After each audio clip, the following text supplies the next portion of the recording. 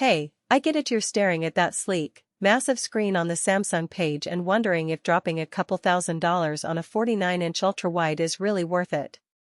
You've probably imagined yourself tearing through a racing game with the whole horizon in front of you, but the same thought creeps in: what if it just ends up being a fancy TV I can't actually use?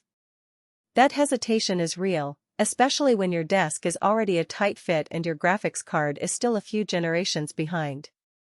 Link is in the description if you want to check the product details on Amazon. First off, let's talk about the kind of setup this monitor actually demands. The Odyssey G9 is not a plug-and-play add-in for a laptop, it's a full-blown desktop centerpiece.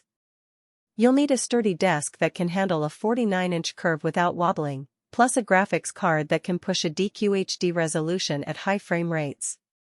If you're already running a RTX 3080 or an AMD Radeon 6800 XT and have a desk that can accommodate the ergonomic stand, you're already in the right ballpark. If you're still on a mid-range GPU or a cramped tabletop, the monitor will feel more like a decorative wall than a performance tool. Now, why would anyone actually choose this size over a traditional 27 or 32-inch model? The biggest advantage is the sheer amount of visual real estate you get in one seamless panel. Imagine playing a flight simulator where your cockpit spans the whole screen, or a strategy game where the map is displayed at a scale that lets you see every unit without constantly scrolling. I've seen gamers set up side-by-side multiplayer matches on a single screen, no need for two monitors, no awkward bezel gap.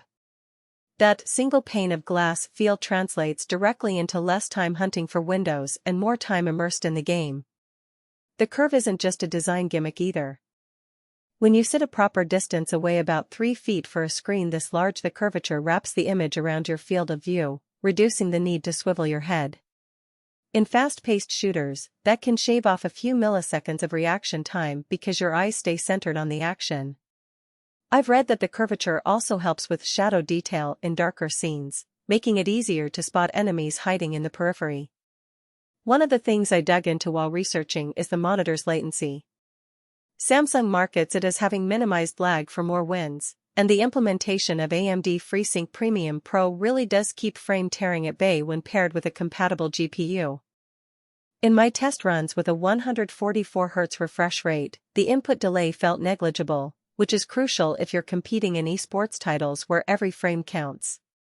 The HDR 600 rating also means you get a brighter peak and deeper blacks compared to standard panels, so games with high dynamic range actually look richer. Think of the glowing neon of a cyberpunk city or the subtle lighting in a dungeon crawl.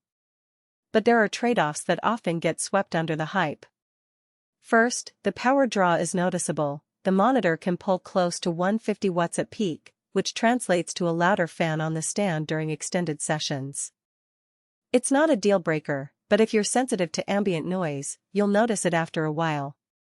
Second, the sheer resolution, 5120x1440, puts a heavy load on any GPU. Even with a high-end card, you might need to dial down some settings to consistently hit 144 Hz in the newest AAA titles. That isn't a flaw of the monitor itself, it's just a realistic reminder that a bigger screen demands more horsepower. Another practical concern is ergonomics beyond the curve. The stand is adjustable for height, tilt, and swivel, but the curvature means the edges are farther away than the center.